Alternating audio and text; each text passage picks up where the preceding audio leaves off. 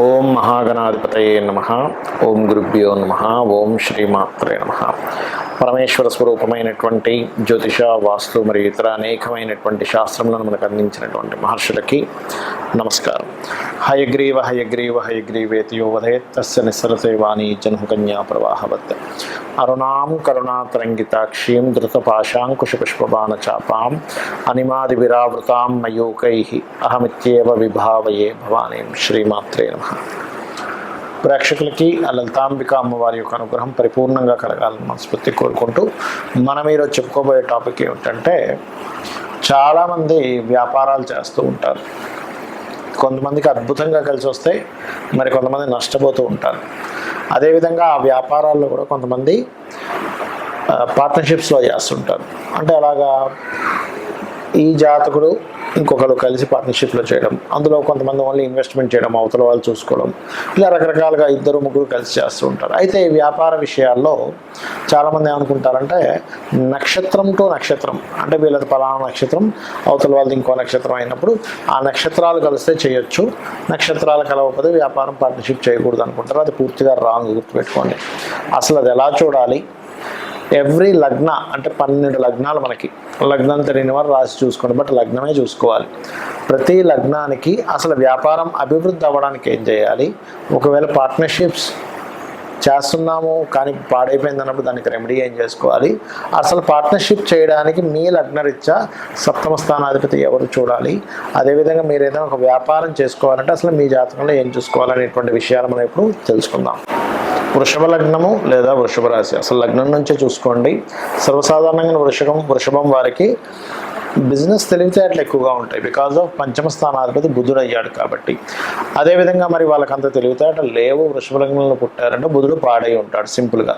అయితే అసలు మీరు వృషభ లగ్నం వారు ఏ అధిపతులు బాగుండాలి అనేటువంటిది ఫస్ట్ చూసుకోండి. ఎందుకంటే పార్ట్నర్షిప్స్ కానీ బిజినెస్ కానీ పార్ట్నర్షిప్ అయితే ఖచ్చితంగా సప్తమాధిపతి బాగుండాలి, అంతేగాని నక్షత్రం బట్టి కాదు. నక్షత్రం బట్టి కేవలం మనసులు కలుస్తాయి, మైండ్ సెట్లు కలుస్తాయి, కానీ బిజినెస్ సక్సెస్ అవ్వాలని రూల్ లేదు, ఇది గుర్తుపెట్టుకోండి.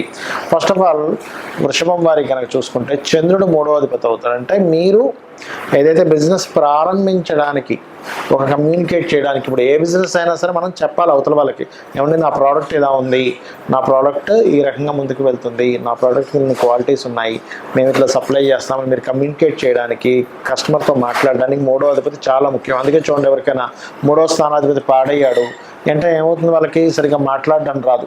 కాబట్టి మీ చంద్రుడు బాగున్నాడో లేడో చూడాలి. మీ చంద్రుడు కనుక పాడయ్యాడు, వ్యాపారం ప్రారంభిద్దాం అనుకుంటే ముందుకు వెళ్ళదు. అలాంటప్పుడు మీరు చేయాల్సింది ఏమిటి, మెడిటేషన్ చేయడము, లేకపోతే శివాలయాలకు వెళ్ళి అక్కడ ఏదైనా పాలన దానంగా ఇవ్వడము, లేనట్లయితే అన్నదానాలు చేయడము, బియ్యం దానం చేయడం చేస్తూ ఉంటే చంద్రుడు బలపడతాడు. ఇక నెక్స్ట్ స్టెప్ వచ్చేసి సప్తమాధిపతి మీకు కుజుడు అవుతాడు. సో కుజుడు ఇక్కడ ఏమిటంటే, కుజుడు పాత్ర ఏమిటి అంటే, కొంచెం సమాజంలో మీరు కొంచెం స్ట్రెస్ఫుల్గా వెళ్ళవలసి వస్తుంది మీ బిజినెస్. అదేవిధంగా మీకు వచ్చే జీవిత భాగస్వామి కానివ్వండి, లైఫ్ పార్ట్నర్ కానివ్వండి, కొంచెం స్ట్రైట్ ఫార్వర్డ్ నేచర్ ఉన్న వ్యక్తి వస్తాడు అనేటువంటిది కుజుడు చెప్తున్నాడు.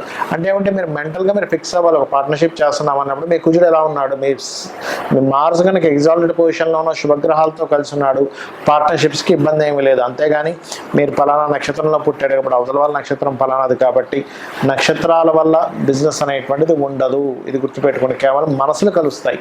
అంటే ఏమిటి, నక్షత్రం మ్యాచ్ అయింది, అప్పుడేంటి దీన్ని ఫస్ట్ చూసుకుని దాని తర్వాత నక్షత్రం చూసుకోండి. అప్పుడు ఏంటంటే మీరు చెప్పేది ఆ వ్యక్తికి అర్థమవుతుంది, ఆ వ్యక్తి చెప్తే మీకు అర్థమవుతుంది. కానీ ఇక్కడ సప్తమాధిపతి పాడయ్యాడు, మీకు బిజినెస్ యోగాలే లేవనుకోండి, మనుషులు ఇద్దరు అర్థం చేసుకుంటారు కానీ బిజినెస్ ఫైనల్గా బిజినెస్ పోతుంది. బాగా కలిసే ఉంటారు కానీ బిజినెస్ పాడవుతుంది. ఇక్కడ బిజినెస్ పాడవడం ఒక ఎత్తు, బిజినెస్ బాగుండడం ఒక ఎత్తు, మనసులు కలవడం ఒక ఎత్తు, ఇది అర్థం చేసుకోండి. సో మీ కుజుడు పాడయ్యాడు సప్తమాధిపతి, సమాజంలో మీ ప్రోడక్ట్ వెళ్ళడానికి ఉండేటువంటి ఏదైతే ఉందో అది సరిగ్గా వెళ్ళదు, సమాజంలో రీచ్ అవ్వదు. అప్పుడు మీ కుజుడు ఏ గ్రహాల ద్వారా పాడయ్యాడో చూసుకోవాలి. ఆంజనేయ స్వామికి టెంపుల్స్కి వెళ్తుండాలి, లేదా నరసింహస్వామి ఆరాధన చేసుకుంటూ ఉండాలి, ఇట్లాంటివి చేస్తూ ఉండాలి. లేదా కందులు దానంగా ఇవ్వడము, గోవుకి క్యారెట్స్ తినిపించడము, బెల్లం తినిపించడం లాంటివి చేస్తుండాలి. ఇక ఫైనల్గా మనం ప్రారంభించాము, మార్కెట్లోకి వెళ్ళాము, ఫైనల్గా లాభాన్ని ఇచ్చేది ఎవరు మీకు అంటే గురుగ్రహం అవుతుంది. సో ఈ గురుగ్రహం కనుక బాగుంటే ఫైనల్గా లాభాలు వస్తాయి. అంటే బాగుండడం అంటే ఏంటి, పాపగ్రహ సంబంధం లేకుండా శుభగ్రహ సంబంధం ఉంటూ శుభస్థానాల్లో ఉంటూ ఎటువంటి బ్యాడ్ పోర్ట్ఫోలియోస్ రాకుండా ఉండాలి. ఈ జూపిటర్ కనుక బాగున్నాడు అనుకోండి, మీరే బిజినెస్లో గురువు అవుతాడు. అంటే ఏంటి, అరే ఆయన చూసి మనం నేర్చుకోవాలి, ఎంత చక్కటి ప్రణాళిక వేశారు, బిజినెస్ గురువు అంటూ ఉంటారు. అంటే ఏమిటి, అబ్బా ఎంత బాగా చేశాడని మిమ్మల్ని ఫాలో అవుతారు. మీ జూపిటర్ కనుక బాగుండి మీరు ఆ రకంగా లాభాలు కనుక సంపాదించగలిగితే. అదేవిధంగా ఒక్కొక్కసారి ఆ గురువే కనుక ధనాన్ని ఇచ్చేవాడైతే ఏమవుతుంటుందంటే సర్వసాధారణంగా మీరు దానికి సంబంధించిన ట్రైనింగ్ సెంటర్స్ కూడా పెడుతూ ఉంటారు. ఈ రకంగా జూపిటర్ బాగోలేడు ఉదాహరణకి, అప్పుడు ఏమవుతుంటుంది, మీ ద్వారా ఇంకోటి పాఠం నేర్చుకుంటాడు. ఏంటి, అమ్మో వీడు ఇలా చేసి, ఈ వ్యక్తి ఇలా చేసి, అమ్మాయి కావచ్చు అబ్బాయి కావచ్చు ఈ రకంగా చేసి నష్టపోయారు కాబట్టి ఆ రకంగా చేయకూడదని నేర్చుకుంటారు. కాబట్టి ఏమిటి, మీకు ఫైనల్గా మీకు ప్రోడక్ట్ వచ్చేసి మీకు ఫైనల్గా మీకు లాభాలు రావాలంటే దత్తాత్రేయుడు యొక్క ఆరాధన చేయడము, దక్షిణామూర్తి స్తోత్రాలు చదవడము, జై గురు దత్త శ్రీ గురుదత్త అనుకుంటూ ఉండడం, అన్నిటికీ కూడా ఏ లగ్నం ఏ రాశి వారైనా సరే లలిత సహస్రనామాల్లో ఓం ఇంద్రగోప పరిక్షిప్త స్మరతో నా భజంగికాయ నమః నామస్మరణ చేసుకుంటే కూడా వ్యాపారాల్లో లాభం వస్తుంది. అసలు ఒక వ్యాపారం కలిసి రావాలి అంటే స్టెప్ బై స్టెప్ నేను మీకు కొన్ని విషయాలు చెప్తాను. అంటే నేను చూసిన అనేక వందల వేల జాతకాలు, అనేక మందితో మాట్లాడి అనేక వ్యాపార సంబంధించిన అనుభవాలతో చెప్తున్నటువంటి అంశం గుర్తుపెట్టుకోండి. పాయింట్ నెంబర్ 1, మీకు ఇంట్రెస్ట్ ఉన్న వ్యాపారం చేయాలని రూల్ లేదు. మీకు అనుభవం ఉన్న వ్యాపారం చేయాలి ఎప్పుడైనా గుర్తుపెట్టుకోండి. ఇంట్రెస్ట్ వేరు, అనుభవం వేరు. ఇంట్రెస్ట్ ఉందండి, ఫైన్, దానిలో కూడా రాణించవచ్చు. కాబట్టి దానికి ఎంత కష్టపడాలనేది ఒక క్యాలిక్యులేషన్ చేయాలి. ఇక్కడ ఒక వ్యాపారం మనం ప్రారంభించేటప్పుడు ఆల్రెడీ డిమాండ్ ఉన్న వ్యాపారం మనం చేస్తున్నామా, డిమాండ్ని క్రియేట్ చేస్తున్నామా? అంటే చిన్న ఎగ్జాంపుల్ చెప్తా. డిమాండ్ ఉన్న వ్యాపారం అంటే ఏమిటి, ఇప్పుడు స్కూల్స్ స్టార్ట్ అవుతాయి, నెక్స్ట్ స్కూల్ బ్యాగ్స్ అమ్మడం ఇది డిమాండ్ ఉన్న వ్యాపారం. మనకు మొన్న కోవిడ్ వచ్చింది, ఆ టైంలో మాస్కులు బాగా అమ్ముడుపోయాయి. బాగా వర్షం పడుతున్నప్పుడు మిరపకాయ బజ్జీలు ఎవరైనా కొనుక్కుంటారు. బాగా ఎండగా ఉన్నప్పుడు ఈ జ్యూస్ సెంటర్స్ కానీ చెరుకు రసం బండ్లు కానీ ఇవన్నీ ఆటోమేటిక్గా అమ్ముడుపోతాయి. దాని గురించి మీరు పెద్దగా పబ్లిసిటీ చేయక్కర్లేదు. మనిషికి అవసరం, అవసరం బట్టి కొనేసుకుంటాడు, అర్జెంట్. ఇప్పుడు బాగా సొసైటీలో ఆ మధ్య ఒకసారి చూడండి, కోవిడ్ వచ్చినప్పుడు వ్యాక్సిన్స్ సంబంధించినవి, సమ్ టాబ్లెట్స్ సంబంధించినవి అవి బ్లాక్లో కూడా అమ్మారు. అంటే ఏమిటి, డిమాండ్ ఉన్న వ్యాపారం చేసేటప్పుడు డిమాండ్ ఏది ఉందో దాన్ని తెలుసుకుని వ్యాపారం చేయడం ఒకటి. రెండవది డిమాండ్ని క్రియేట్ చేయడం. అంటే ఒక వ్యక్తి ఒక వస్తువును ఒక రకంగా అమ్ముతున్నప్పుడు దాన్ని ఇంకా బాగా తయారు చేసి వేరే వాళ్ళకంటే నాది బాగుందని చూపించుకొని మార్కెట్లోకి వెళ్ళి అమ్మడం. ఈ రెండిట్లో మీరు దేన్ని బాగా చేయగలరు అనేది ఒకసారి ఆలోచించగలగాలి. ఇది పాయింట్ నెంబర్ 1. రెండవది, మీకు ధనం ఇచ్చేటువంటి కారకుడు నిజంగానే మీ జన్మజాతకంలో వ్యాపార యోగాలు ఉన్నాయా లేవా అనేది ఫస్ట్ చెక్ చేసుకోండి. అంటే వ్యాపార యోగం ఉంటేనే వ్యాపారంలో దిగాలి, వ్యాపార యోగం లేకపోతే వ్యాపారాల్లో దిగడం వల్ల నష్టపోవడం తప్పితే ఏమీ ఉండదు అక్కడ. దీన్ని ఎలా చూస్తారు అంటే బుధగ్రహం ఎలా ఉంది ఈజ్ మోస్ట్ ఇంపార్టెంట్. లాభాధిపతి ఎలా ఉన్నాడు, ధనాధిపతి ఎలా ఉన్నాడు. నిజంగానే బుధుడు రాసులకి లేదా ఈ యొక్క వ్యాపార కారకుడితో సంబంధం ఉందా, స్వేచ్ఛాయోగం ఉందా, అంటే శనికేతువులు ఎలా ఉన్నారు, శని రాహువులు ఎలా ఉన్నారు ఈజ్ మోస్ట్ ఇంపార్టెంట్. ఇక్కడ ఏదైనా ఒక వ్యాపారం సరే మీకు కలిసి వస్తున్న వ్యాపారం తెలిసింది, అందులో ఏంటి, అది సర్వీస్ ఓరియంటెడా ప్రోడక్ట్ ఓరియంటెడా తెలుసుకోవాలి. సర్వీస్ ఓరియంటెడ్ అయితే సర్వీసెస్ చేయడమే. అంటే లైక్ ఏదైనా ఇప్పుడు స్కూల్స్ ఉన్నాయి, సర్వీసెస్, అది ప్రోడక్ట్ కాదు. రియల్ ఎస్టేట్ సర్వీసెస్ అంటే మీరు మధ్యలో ఉండి మధ్యవర్తిగా ఎవరికైనా అమ్మిస్తున్నారు, కొనిపిస్తున్నారు, దట్ ఈస్ సర్వీస్. అట్లా సర్వీసెస్ చేసేవి. డాక్టర్ ఉన్నాడు, సర్వీస్. ఆస్ట్రాలజర్ సర్వీస్, వాస్తు కన్సల్టెంట్ సర్వీస్, లేదా ఒక జాబ్స్ పెట్టించే కన్సల్టెన్సీ పెట్టుకుంటారు, అదొక సర్వీస్ అనమాట. అదేవిధంగా ఏదైనా ఒక రెంటల్స్కి ఇస్తున్నాము, ఇప్పుడు షామ్య మనకి ఇవి ఉంటాయి, ఏది ఒక వంట సామాన్లు కానీ లేకపోతే పెళ్లి సామాన్లు కానీ రెంట్లకి ఇస్తుంటారు. నువ్వు ఎనీథింగ్ నువ్వు ఒక రెంట్కి ఇచ్చి మళ్ళీ ఆ రెంట్ మీద తీసుకునేది కూడా సర్వీసెస్ కిందకే వస్తాయి.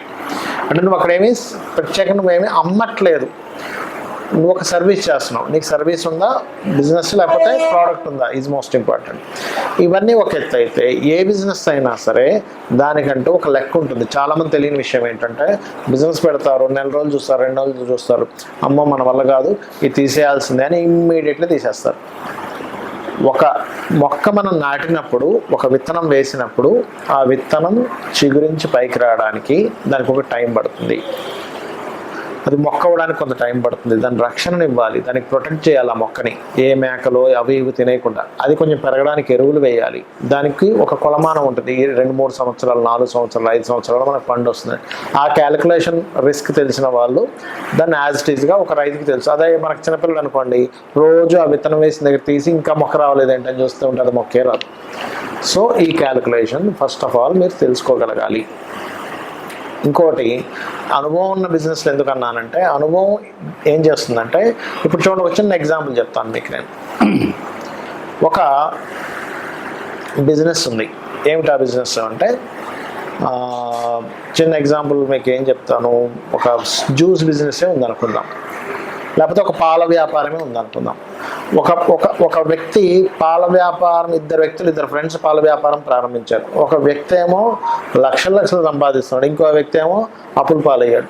అదేంటారు, నువ్వు ఒక 50 గేదెలు తీసుకొచ్చాను, నేను 50 గేదెలు తీసుకొచ్చాను, బట్ మన ఇద్దరం ఎందుకు సక్సెస్ అయ్యి ఫెయిల్ అయ్యి తీసుకుంటే, ఇతనికి అనుభవం ఉంది. ఎలాంటి అనుభవం ఉంది? సక్సెస్ అయిన వ్యక్తికి ఒక గేదెని చూసినప్పుడు, ఒక ఆవుని చూసినప్పుడు ఆ దాంట్లో సెన్సిటివ్ తెలిసిపోయేది, ఇది జబ్బులో పడబోతుంది అని. అదొకటి. రెండవది, ఇక్కడ ఇతను ఓన్లీ పాలతోనే వ్యాపారం చేశాడు, కానీ మిగతా వచ్చేటువంటి వాటితో కూడా ఈయన వ్యాపారం చేశాడు. ఏంటి? ఆవులు కూడా పెంచుకొని ఆవు యొక్క గోమూత్రం అమ్మడం, ఆ పిడకల్ని కూడా అమ్మడం, దాని ఎరువులు దానికి మార్చుకోవడానికి, వీటికి కూడా వ్యాపారం చేశాడు. అంటే ఏమిటి? ఒక వ్యాపారాన్ని ఎలా చేయాలి, ఆయనకు లాస్ వస్తుంది, నాకు లాభం వస్తుంది, వాట్ ఈస్ ద రీజన్? ఇట్లాగే చాలామంది బిజినెస్లో కూడా ఏం చేస్తారు, వాళ్ళకి అవసరం లేకపోయినా స్టాఫ్ని ఎక్కువ మంది పెట్టుకుంటారు. ఆ స్టాఫ్ ఎక్కువ మంది పెట్టుకుని వాళ్ళకి శాలరీస్, ఫస్ట్లో ఎంత స్టాఫ్ కావాలి, నేను ఎంత స్టాఫ్ని రిక్రూట్ చేసుకుంటున్నాను అనేటువంటి స్ట్రాటజీస్ తెలియకపోతే కూడా లాస్ వస్తుంది. హెవీ రెంటల్స్ పెడతారు. సరే ఓకే, ఒక్కొక్క ఏరియాలో మంచి పాష్ ఏరియాస్లో హెవీ రెంటల్స్ ఉంటాయి, కానీ దాని తగ్గట్టుగా మనం ఎన్ని రోజులు భరించాలి, ఎన్ని రోజులు భరిస్తే దానికి ఎంత కష్టపడాలని ఒక స్ట్రాటజీ కనుక వేసుకోకపోతే మీరు బిజినెస్లో రాణించలేరు. ఫైనల్గా నేను చెప్పేది ఒకటే, ఎవరైనా బిజినెస్లో రాణించాలి, బాగా లాసుల్లో ఉన్నామన్నప్పుడు అమ్మవారి మంత్రం ఒకటి ఉంటుంది, అది చెప్తాను ఫైనల్గా. ఏంటది అంటే, ఓం ఇంద్రగోప పరిక్షిప్త స్మరతోనా భజంగికాయే నమః అనేటువంటి నామం కనుక రోజు 40 నిమిషాలు చేసుకున్నట్లయితే ఖచ్చితంగా బిజినెస్లో సక్సెస్ అవుతారు. శ్రీమాత్రే నమః.